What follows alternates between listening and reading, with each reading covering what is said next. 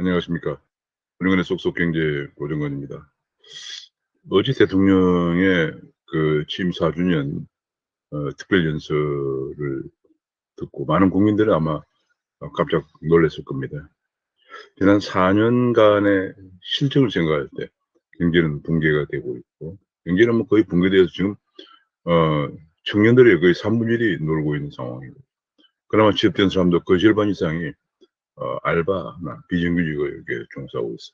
청년들이 절망과 좌절에 분노하고 있는 상황이고, 집값은 폭등하고 있고요. 전월세 난민은 서울을 외곽으로 밀려나고 있는 상황이고, 지금 백신 확보도 못해서 전 세계에서 지금 이제 세계 뭐 거의 한 20위권 정도의 우리 경제 규모가 그렇습니다만은 백신은 뭐 접종률은 세계 100위권 밖으로 밀려나 있어서 경기 회복이 언제 될지도 모르는 그런 상황이고요.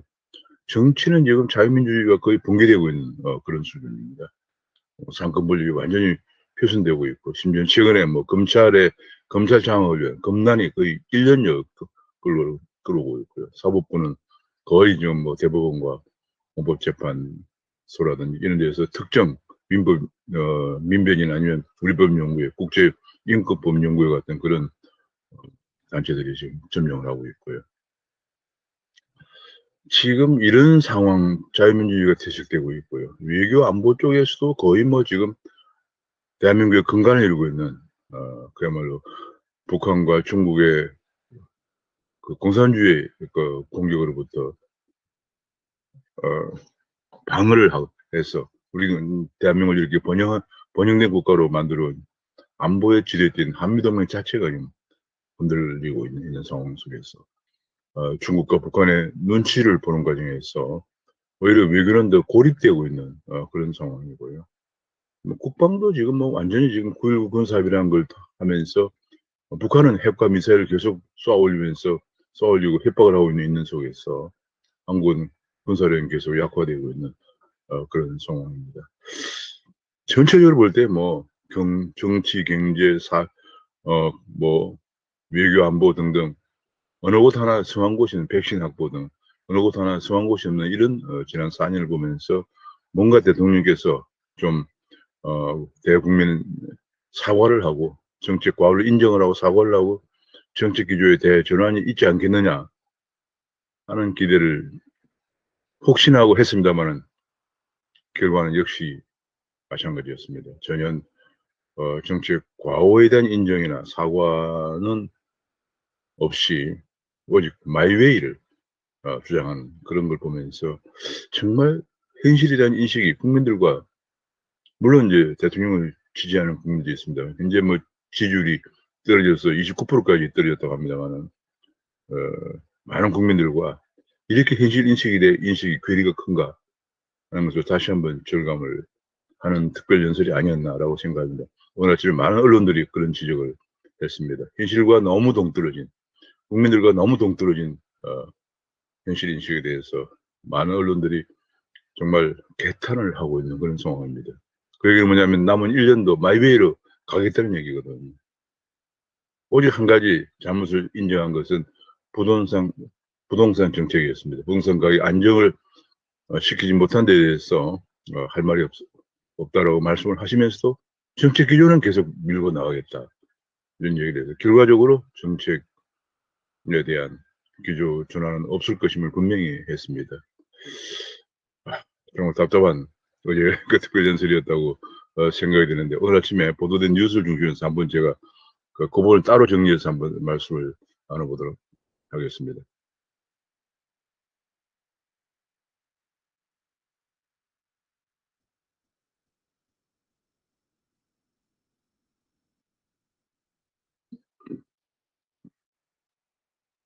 제가 이렇게 생각을 했습니다.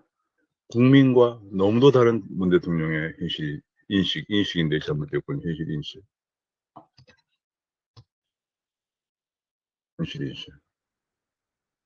취임 4주년 특별 연설. 구독과 알림 설정을 눌러주시면 감사하겠습니다. 정말 아침 조선일보의 타이틀 재미있습니다. 경제도 백신도 인사도 잘 되고 있다고 합니다. 어제 대통령의 말씀을 이렇게 한마디로 평가했습니다. 교수님은 일면에서 경제도 백신도 인사도 잘 되고 있다고 합니다. 백신도 차질 없고 경제 지표도 회복되고 있다는 야당은 이를 두고 자화자찬이란 하면 자화자찬을 하는 대국민 선전포고가 마찬가지다라고 지적을 하고 있습니다. 어제 경제 부분을 보면 어제 특별히 성장률 목표 4%대를 얘기했습니다. 지금까지 대체로 우리나라 성장률이 3% 중반 정도 될 것으로 생각을 하고 있고, 그럴 경우에 2018년, 19년, 20년, 21년 이 성장률이 2% 정도밖에 안 될 것으로 추정이 되면서 경제가 완전히 이제 저성장 기조가 고착화되고 있는 그런 모습을 보이고 있을 것으로 있다고 분석이 되고 있는 가운데, 성장률 목표 올해 4%를 하더라도 작년에 마이너스 1% 생각하면 그렇게 높은 성장률은 아닙니다. 다른 나라에, 심지어 미국 같은 경우에 우리보다 1인당 소득이 6만 5천 달러로 우리 그 2배가 넘는데도 불구하고 금년에 6.5에서 7% 정도 전망이 예상되고 있는 그런 상황입니다. 그런 걸 생각하면 지금 굉장히 비록 4%를 하더라도 사실 작년에 코로나로 인해서 마이너스 성장을 했던 것에 비하면 작년에 마이너스 성장은 1997년 외환위기로 인한 1998년 마이너스 성장 이후에 가장 큰 폭의 마이너스였거든요. 그걸 생각하면 그런 높은 성장도 아닙니다. 뭐 어쨌거나 그것도 많은 전문가들은 금년에 힘들고 한 3% 중반대 성장 되지 않겠나 하고 있는 가운데 느닷없이 4%대를 얘기를 하면서 최근에는 대실패로 인해서 거론조차 하지 않던 소주성을 다시 언급했습니다. 소주성을 다시 언급했다는 것에 놀라지 않을 수 없습니다. 대실패로 인해서 폐기되다시피 했던 소주성을 다시 언급하면서 금년 4%가 하겠다, 이런 얘기를 했다는 것은 전문가들은 노동시장에 직접 개입하겠다는 얘기가 아니겠느냐, 이런 조심스러운 전망도 나왔습니다. 고용 사정이 악화되었다고 하면서 공공일자리 재정 투입을 예고했습니다. 그 얘기는 그러니까 결과적으로 금년에 3% 중반대 정도로 예상되는 경제 성장을 4%에 올리는 데는 결국은 주가 경쟁 예산을 통해서 공공부 일자리의 재정 투입을 통해서 달성하겠다, 이런 얘기로 분석이 되고 있습니다. 그러면 재정 사정이 더 굉장히 안 좋은 상태인데 금년에 더구나 지금 예산만 하더라도 지금까지 주가 경쟁 예산 만 하더라도 금년에 뭐 거의 국가 채무가 1,000조 원에 육박할 그런 전망인데 계속 국가 재정 사정이 더욱더 악화될 것은 불문가지고, 이렇게 되면은 코로나 위기가 끝나자마자 바로 우리가 재정 위기에 직면할 가능성이 있습니다. 2008년도에 글로벌 금융 위기를 극복하면서 2008년, 9년에 하면서 재정 투입한 끝에 2011년에 바로 남유럽 국가들의 재정 위기가 왔습니다. 그처럼 위기를 극복한다고 재정을 투입하고 나면 바로 재정 위기가 와서 더 큰 위기가 올 수도 있는 것입니다. 이렇게 민간의 고용을 창출을 하지 않고, 민간 투자를 활성화해서 고용을 창출하지 않고 공공 일자리 중심으로 재정을 투입하면 결과적으로 재정 위기가 오게 됩니다. 아무래도 성장 4%를 제시하면서 결국은 재정을 허물어서 내수 부양에 나설 전망인 것으로 대체로 분석을 하고 있습니다. 나라 빚이 300조 늘리고도 문재인 4년 동안 아마 금년까지 합하면 아마 340조, 지금까지 한 340조 정도 될 텐데 돈을 더 풀겠다는 문재인 대통령, 결국은 주행카드를 꺼낼 것으로 전망이 되고 있습니다. 금년에도 벌써 1차 3월 주경에, 작년에도 4차례 주경이 있었고 금년에도 1차 주경에 벌써 15조를 주경을 벌써 이미 사상 최대의 예산에도 불구하고 또 주경을 꺼냈습니다. 이 정책 기조 전환이 이렇게 힘든 것인지 그저 실패한 소주성을 다시 꺼내들면서 더 큰 정부, 더 큰 재정 지출로 가겠다고 하는 이런 주장에, 정말 이런 마이웨이식 주장에 전문가들의 의견에 대해서 정말 마이동풍인 이 말씀을 들으면서 전문가들은 너무 실망을 하지 않을 수 없는 상황이었습니다. 부동산 실책은 인정을 하면서 대출 규제와 1주택 세부담을 손보겠다고 했습니다만 여전히 정책 기조는 유지한다. 이 정책 기조가 뭐냐면 공공공급, 공공임대를 유지한다는 얘기죠. 민간에 25번이나 내놨던 정책이 실패한 데는 전부 세금을 더 올리고 규제를 더 강화하고 대출을 줄이고 하면서 공급은 하지 않는 규제 위제 정책 때문에 실패를 했는데, 그리고 나서 이제 드디어 3년이 넘게 담당해왔던 김현미 장관이 물러나고 등장했던 변창흠 장관이 공공공급을, 공공임대를 내시오자마자 바로 LH 사건이 터지면서 뭐 4개월도 건수하지 못하고 물러났습니다만은 그 정책을 계속 기조를 유지하겠다 그런 얘기예요. 이것이 성공할 수가 없다는 건 너무도 많은 전문가들이 지적을 해왔습니다. 왜냐하면 공공공급이라고 하면서 재건축 재개발을 하는데 토지를 LH에 선납을 해서 그리고 나중에 한 5, 6년 뒤에 집이 지어지면 그때 청산하겠다 뭐 그런 얘기가 나왔거든요. 그러니까 지금 LH공사가 하는 거, 사람들은 다 재개발 재건축 하는 이유는 명품 아파트를 갖고자 하는 주민들의 그 바람 때문에 그런 것인데, 과연 LH공사에 맡겨서 명품 아파트가 나오겠냐. LH공사는 그냥 맨손으로 와가지고 택지를 선납 받아가지고 시행사가 되어서 뭐 삼성이다, LG다, 포스코다 뭐다 유명 건설, 세계적인 우리나라 건설업자들을 시공사로 거느리고 일을 하겠다. 이런 정말 말도 안 되는 참 정말 이런 생각을 했다는 자체가 너무 기가 막히고 한심합니다. 완전히 부동산도 공공 주도로 간다는 그런 발상에서 나온 얘기거든요. 그런데 그 정책 규제를 계속 유지하겠다 그런 얘기를 해서 다시 한번 실망케 했습니다. 공공주택의 필연적인 길만 소련이 실패했고 유럽도 실패했고 다 실패했습니다. 왜냐하면 공공주택을 하면은 실제는 개인이 주택을 소유하지 않기 때문에 그 집을 잘 관리할 수 없어요. 영구 대처가 이전에 공공임대를 다 민간으로 분양한 이유가 그게 슬럼화돼 가지고요. 우범지대가 되고 했기 때문에 그걸 공공임대를 대대적으로 민간에게 분양을 했습니다. 그 이후에 북유럽 국가를 중심으로 했던 공공임대가 거의 다 사라졌습니다. 주로 공산주의 국가에서 이렇게 하고 있는 거예요. 그걸 지금 우리나라에서 계속 정책 규제를 바꾸지 않겠다 얘기한다니까 너무 어이가 없는 거죠. 게다가 세금은 OECD의 부동산 세금은 OECD 2배입니다. 왜 정책의 실패를, 정책의 잘못된 집값이 오른 것을 국민에게 세금 폭탄을 맡겨요. 국민은 가만히 있습니다. 집 한 채 가지고.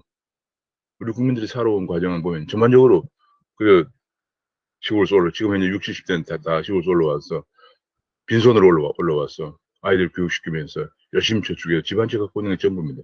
그리고 퇴직해서 수입도 없습니다. 그런데 부동산 집 한 채 가지고 있다고 엄청난 세금 폭탄을 투입금 지급하면서 세금 폭탄을 부과하고 건강보험료도 올리고 이렇게 합니다. 꼼짝달싹 못하게 양도세도 많이 올려가지고 어디 팔고 가면 집을 그냥 거의 3분지로 줍니다. 왜 국민들을 퇴직 40년 이상 국가에서 열심히 일해온 국민들을 가난하게 만들려고 이렇게 발버둥을 치면서 애를 쓰고 있는지 국민들은 분노할 수밖에 없습니다. 왜 정책 실패한 것을, 정책 실패로 집값이 오른 것을 노무현 정부 때도 그랬고 문재인 정부 때도 그랬고 좌파 정부에 공급을 하지 않고 규제 위주 정책이 딱 노무현과 문재인 정부, 좌파 정부 때만 집값이 엄청 올랐거든요. 그 실패를 왜 세금 폭탄으로 국민에게 책임을 지우냐 하는 지적들. 그러면서 정책 규제 전환이 전혀 없다. 실패를 인정하면서 왜 정책 규제 전환을 하지 않느냐는 얘기. 어이가 없는 그런 얘기죠. 그래서 결과적으로 자성은 없고 경제 부문에서 자성은 없고 자찬만 넘친 제이노믹스 4년이다. 그런 평가가 나왔습니다. 문재인 정부 4년, 살림살이는 좀 나아지셨습니까? 전혀 나아진 것이 없죠. 살림살이는. 일자리는 없어지고 소득은 떨어지고 일자리가 없어요. 자영업은 붕괴되고 소상공인도 어려워지고 일자리가 나아질 수가 없고 살림살이가 나아질 게 없죠. 그런데 세금 폭탄은 떨어지고 제가 이번에 한 4년 동안 보면서 우리는 그런 정도는 아니지만 거의 반사회주의적 정책을 보면서 왜 과거의 사회주의 국가들, 또 더 심하게는 공산주의 국가들이 피폐하게 되었는가를 짐작하게 되었습니다. 정책 자체가 어떻게 보면 국민을 빈곤하게 만드는 소득주도 성장이 아니고 소득주도 빈곤화로 가고 정책을 계속 끊임없이 시행을 했기 때문에 그렇죠. 정말 답답합니다. 그리고 이제 그러면서 백신 문제도 국민의 불안감은 여전한데 문재인 대통령 일상이 회복되고 있고 코로나 전쟁이 끝이 보인다 이런 얘기를 했습니다. 과연 일상이 회복되고 코로나 전쟁이 끝이 보이는지 미국이나 영국이나 이스라엘 백신을 확보한 국가에서는 이미 일상으로 돌아오고 있지만 그리고 하반기에 대폭적인 성장도 예상되고 있죠. 우리는 지금 백신 고갈 상태예요. 그런데 무슨 코로나 전쟁이 끝이 보이고 일상 회복되고 있다고 얘기하는지 도무지 현실 인식과는 너무도 괴리가 된 얘기를 계속 하고 있다는데 도무지 뭐 어떻게 얘기할 상황이 할정 이렇게 현실을 모르고 있는 것인지 누가 이런 보고를 계속 하는 것이 대통령 길을 멀게 하는 것입니다. 안타까울 정도입니다. 지금 엊그제 일요일은 대통령이 기자회견에 있는 그 전날은 접종이 3명밖에 없었다고 그래요. 코로나가 두 가지입니다. 코로나 백신이 고갈되고 두 번째로는 아스트라제네카만 계속 접종하면서 부작용 사례가 2만 건이 넘게 나오고요. 100명과 가까이가 사망을까지 이르렀다고 합니다. 그 사람들 접종을 안 하게 되는 거죠. 그런데 무슨 일상이 회복되고 있다고 합니다. K방역이라고 자랑하는 K방역 자랑한 것도 사실은 음악 병실 뭐 이런 것도 사실은 박근혜 정부 때 메르스 사태를 겪으면서 대비해 두었던 것들이에요. 문재인 정부 들어서 뭐 한 게 하나도 없어요.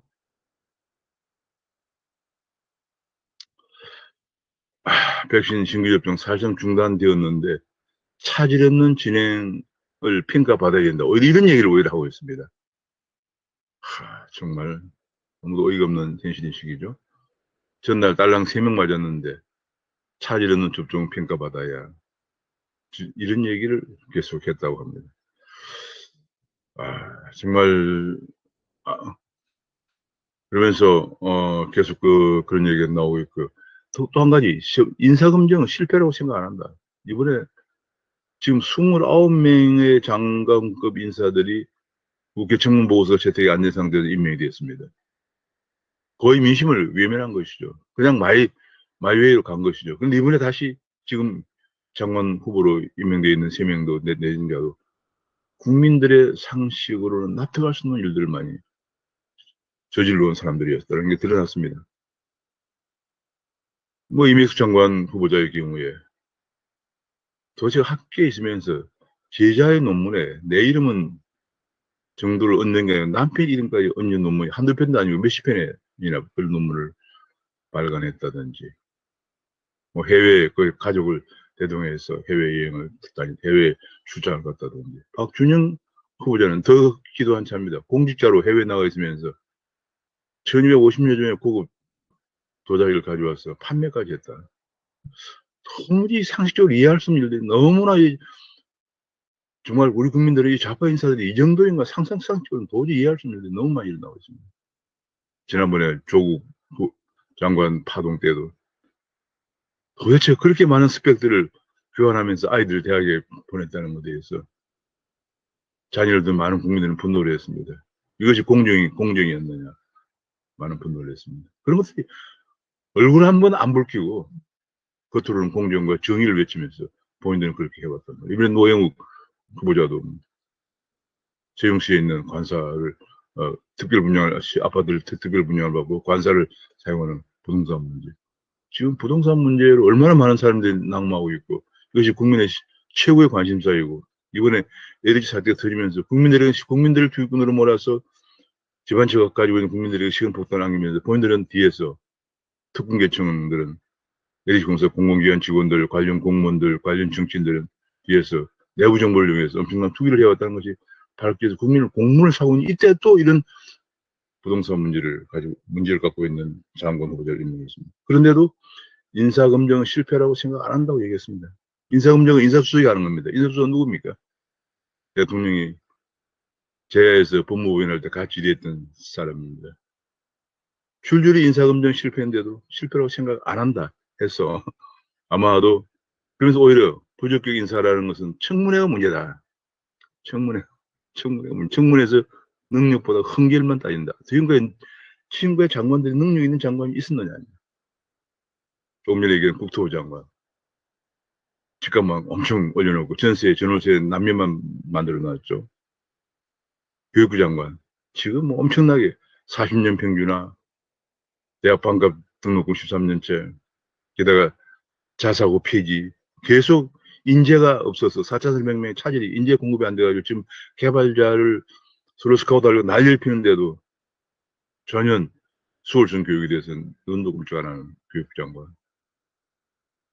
좌파, 뭐, 교육감들은 이제 선거를 뽑습니다. 중고등학교. 게다가 뭐 정교조 합법을 하면서 오히려 정교조를 합법시키면서 그래서 오히려 교육을 작용화시키고 있고요. 박근혜 때 가까스로 보배노조로 만드는 정교조를 복권시켰죠. 뭐, 그 외에 뭐, 보건복지부 장관, 뭐, 중국에서 백신, 무한 코로나 발병했을 때 들어오지 못하게 원천적으로 차단해야 되는데, 그걸 안 해 지금 난리를 피우고 있는데, 그런 얘기를 국회에서 질타를 받았더니, 무슨 뭐, 모기가 없는 처리라서 모기장을 안 친다고 했던가요? 뭐, 이상한 소리 나면서 말장난이나 하고 있고요. 그 외에 뭐, 산업자무 장관들, 배국무 장관, 지금 수사를 받고 있지만, 말도 안 되는, 그야말로 컴퓨터 파일을, 공문서를 파기하는 이런 사태까지 벌어지질 않냐.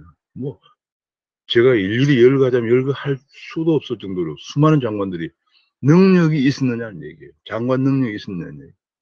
외교부 장관. 완전히 우리 외교를 무언 고립 상태로 몰고 갔죠. 스스로 산불정책을 우리 스스로 그냥 외치고. 한미일 동맹은 안 하겠다. 뭐, 사드는 추가 배치하지 않겠다. 미국의 방공망에 가입하지 않겠다. 그리고 우리가 어떻게 방어를 합니까? 국방장관, 9.19 군사합의를 철저히 이행해서 우리 완전히 군사력을 붕괴시킨 국방부 장관. 뭐, 장관의 능력이 있다고 하는 사람은 제가 찾아보기가 힘듭니다. 최근에 통일 장관도 마찬가지죠. 그저 북한에 갖다 주지 못해서 안달을 내고 있습니다. 북한은 핵을 쏘고 있는데도. 글쎄요. 그들의 시선에서는 장관의 능력이 있는 것인지, 그것이 있는 것인지, 문제의 시각에 따라 차이가 있겠죠.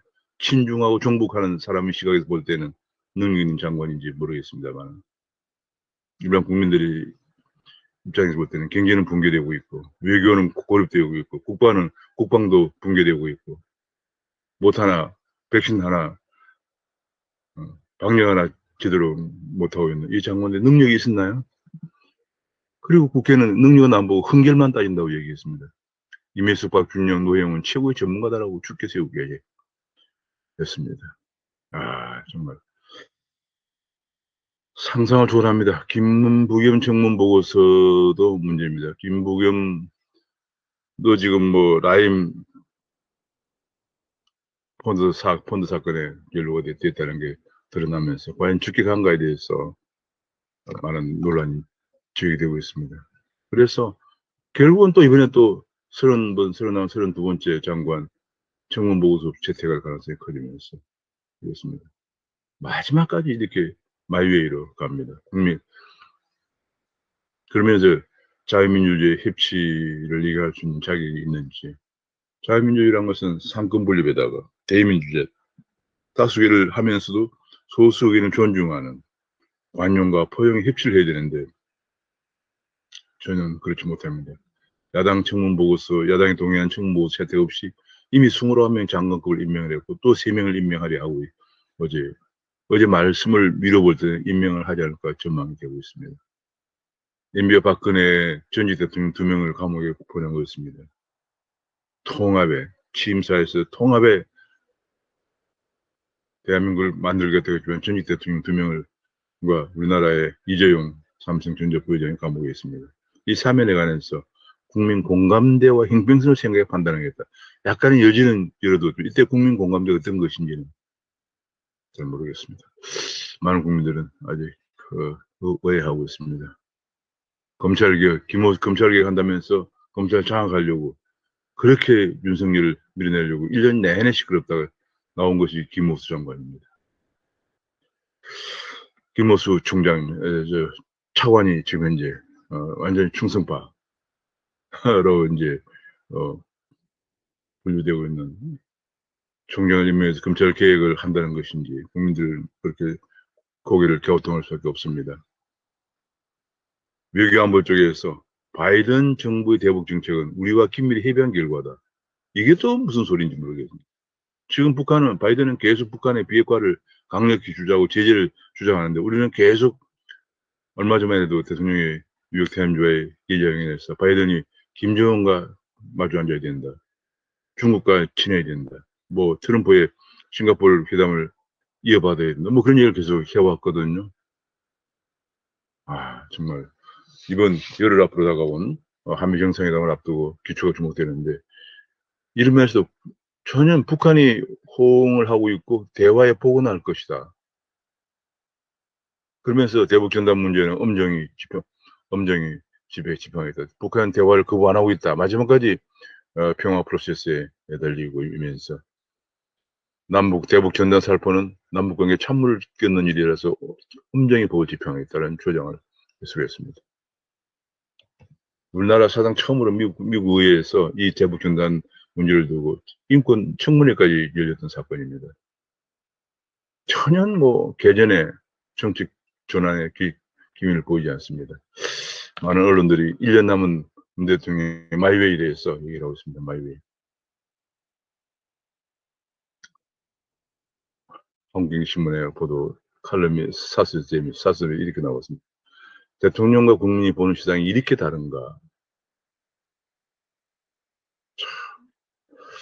부동산 실패 벽은 현실과 괴리된 낙관일적이고 K방역 자랑하며 환상 속에 임기 마칠 것인가, 이런 지적을 하고 있습니다.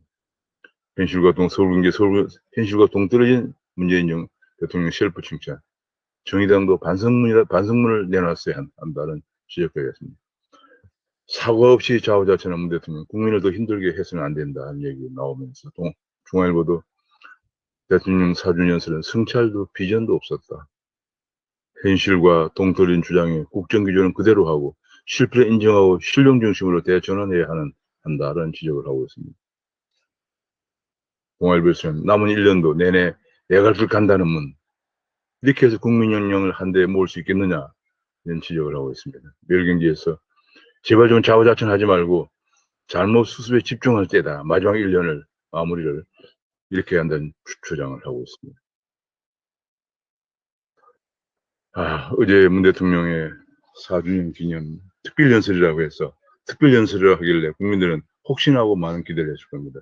지난 4년간의 엄청난 실정을 보면서 경제는 붕괴되고 있고, 정치는 자유민주주의에서 후퇴하고 있고, 외교 국방은 고립되고 있고, 외교는 고립되고 있고, 국방은 붕괴되고 있고, 백신도 확보를 못하고 있는 이런 상황이 4년간 계속된 끝에 어제 특별연설이라고 해서 뭔가 좀 잘못을 인정하고 자성하고 성찰하고 국민에게 사과를 할 부분 사과를 하고 정책 기조의 대전환이 나오지 않겠냐는 혹시나는 기대를 했습니다만, 여전히 실망만 안겨준 그런 특별연설이었던 것으로 아침 전반적으로 판단을 하고 있어요. 언론들은 판단하고 있습니다. 안타깝습니다. 남은 1년 동안 많이라도 좀 잘해야 되는데, 어제 연설 기조를 볼 때는 잘하기가 상당히 쉽지 않겠구나 하는 생각이 듭니다. 대한민국 과연 어디로 가야 할 것인지 안타깝다는 생각이 들면서, 여러분과 함께 어제 대통령 특별연설에 관한 아침에 언론에서 나온 여러 보도들을 종합해서 같이 한번 말씀을 나눠봤습니다. 감사합니다.